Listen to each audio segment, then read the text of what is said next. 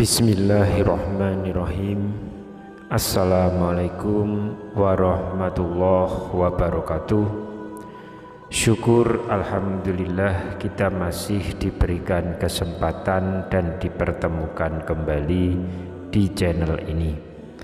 Semoga perjumpaan kita ini akan dicatat sebagai amal ibadah dan diberkahi oleh Allah Subhanahu wa ta'ala.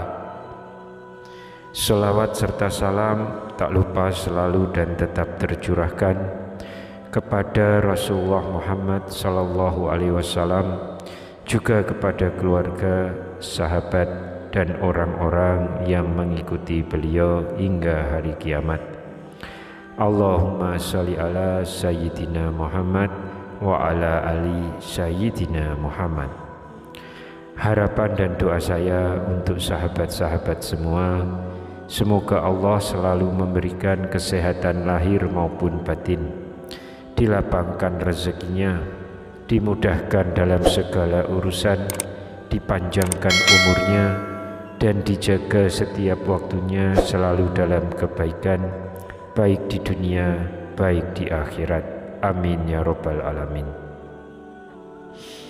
Sahabat Oborpedia yang dirahmati Allah, doa memiliki kedudukan yang tinggi dalam Islam. Doa menunjukkan bukti ketergantungan seorang hamba kepada Rabb-nya dalam meraih segala yang bermanfaat dan menolak segala yang membawa mudarat. Berdoa hanya boleh ditujukan kepada Allah Subhanahu wa ta'ala.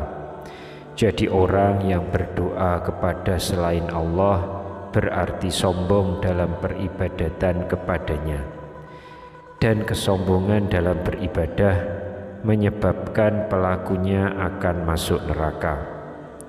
Allah berfirman, "Berdoalah kepadaku, niscaya akan aku perkenankan bagimu." Sesungguhnya orang-orang yang sombong tidak mau menyembahku akan masuk neraka jahanam dalam keadaan hina dina. Quran Surat Al-Mu'min ayat ke-60. Setiap hamba pasti ingin doanya dikabulkan oleh Allah. Oleh karena itu, ketika berdoa hendaknya kita mengikuti ajaran-ajaran dan cara yang telah diajarkan oleh Rasulullah Shallallahu Alaihi Wasallam dalam menjaga adab-adab ketika berdoa. Yang pertama adalah berniat ikhlas karena Allah. Seorang hamba yang berdoa hendaklah berniat menegakkan ibadah kepada Allah, karena doa adalah ibadah yang paling agung. Di samping itu, hendaklah menggantungkan kebutuhannya kepada Allah. Sebab siapapun yang menggantungkan hajatnya kepada Allah, niscaya tidak akan rugi selama-lamanya. Yang kedua, berdoa dalam keadaan suci. Berusahalah untuk menyucikan diri ketika berdoa, dan ini akan lebih baik meskipun tidak bersuci terlebih dahulu juga diperbolehkan. Kemudian yang ketiga, mengangkat tangan. Dari Abu Hurairah radhiyallahu anhu, dia berkata, Rasulullah Shallallahu alaihi wasallam bersabda, tidak ada seorang hamba yang mengangkat tangannya sampai kelihatan putih ketiaknya memohon kepada Allah satu urusan, kecuali Allah mengabulkannya selama tidak terburu-buru. Mereka, yaitu para sahabat, bertanya, "Ya Rasulullah, bagaimana kami terburu-buru?" Beliau bersabda, dia berkata, "Aku telah berdoa, aku telah meminta, tapi tidak pernah dikabulkan. Yang keempat, memulai dengan memuji Allah dan bersolawat kepada Nabi Muhammad sallallahu alaihi wasallam. Setiap hamba hendaknya memulai doa dengan memuji Allah subhanahu wa ta'ala. Cara seperti ini lebih dekat pada pengabulan doa. Bahkan Nabi Muhammad sallallahu alaihi wasallam bersujud di sisi arsy pada hari kiamat, lalu mengucapkan hamdalah. Beliau juga memanjatkan pujian kepada Allah hingga diizinkan untuk meminta.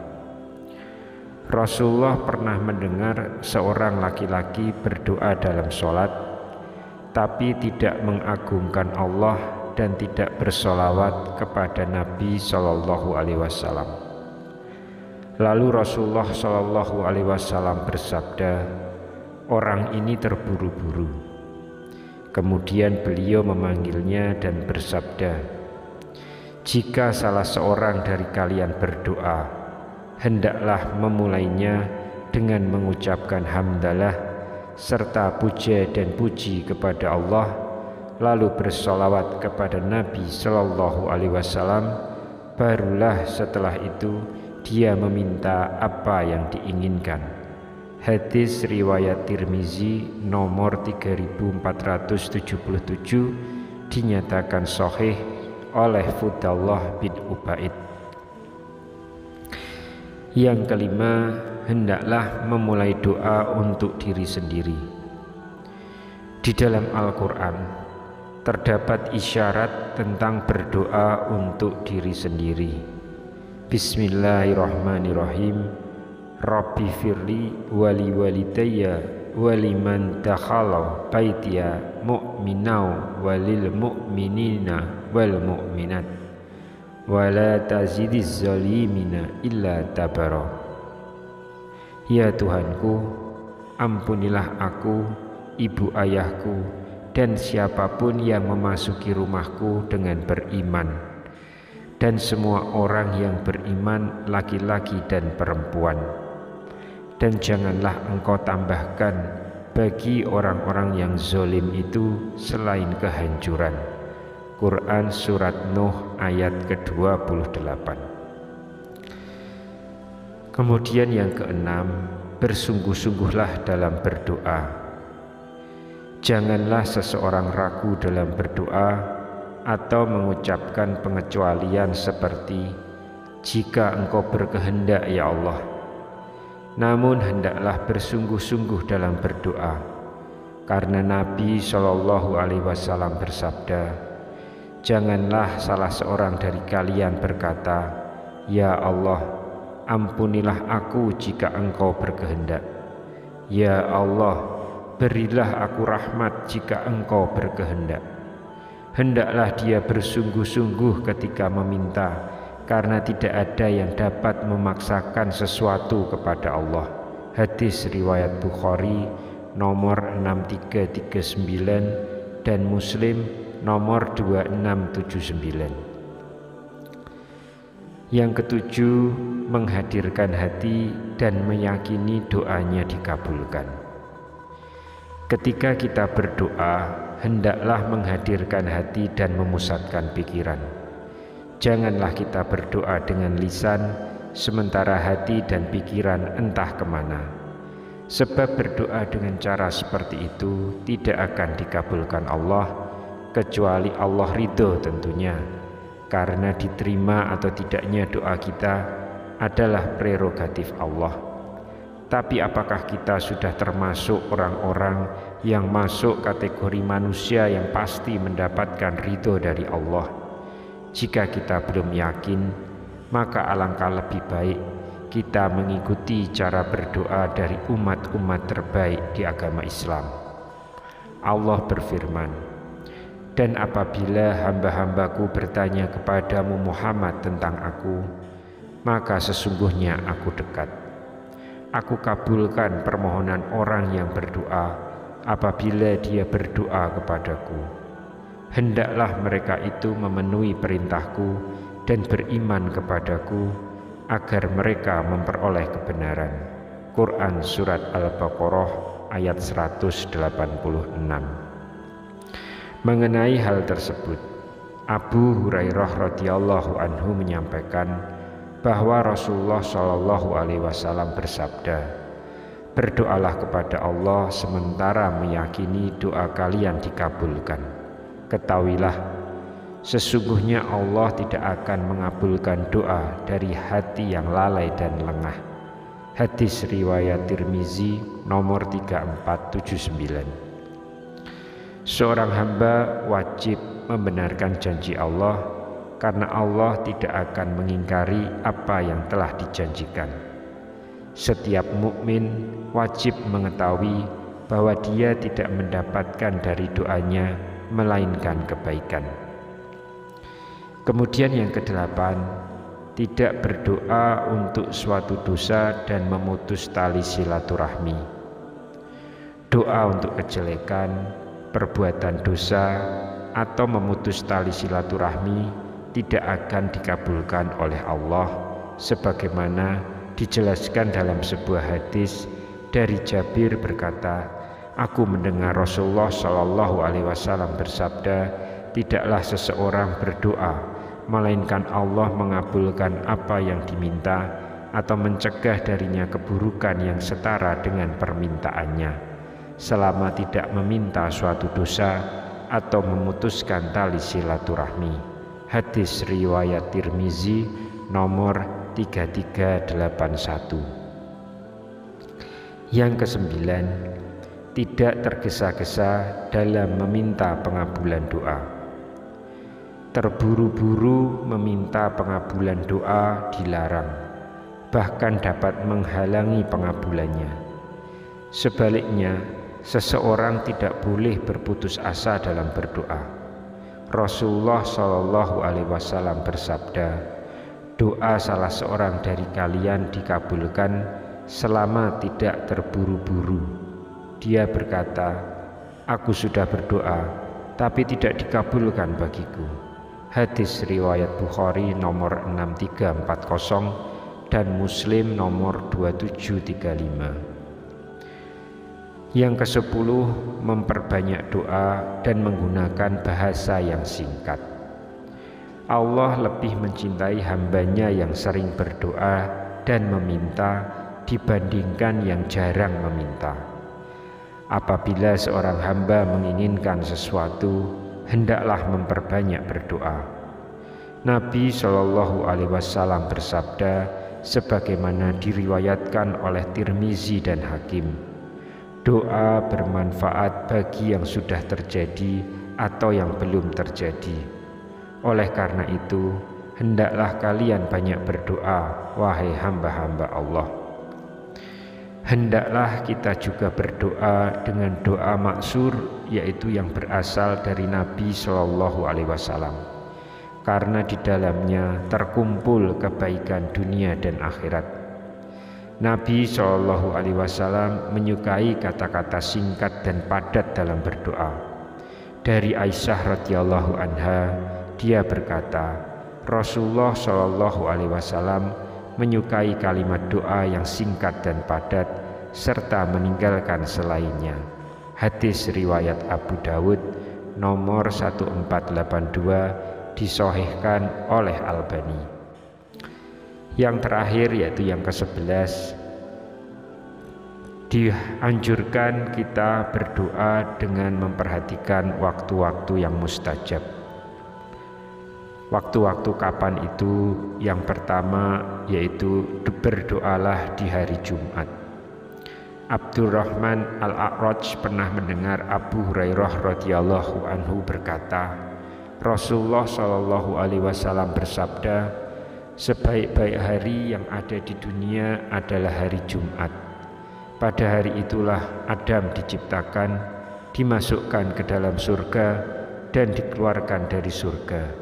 Hadis riwayat Muslim nomor 854. Abu Hurairah juga menyampaikan bahwa Rasulullah Shallallahu Alaihi Wasallam pernah bersabda, sesungguhnya pada hari Jumat ada satu waktu, yaitu tidak ada seorang muslim tepat pada waktu tersebut berdiri sholat memohon kepada Allah kebaikan, melainkan Allah pasti mengabulkannya.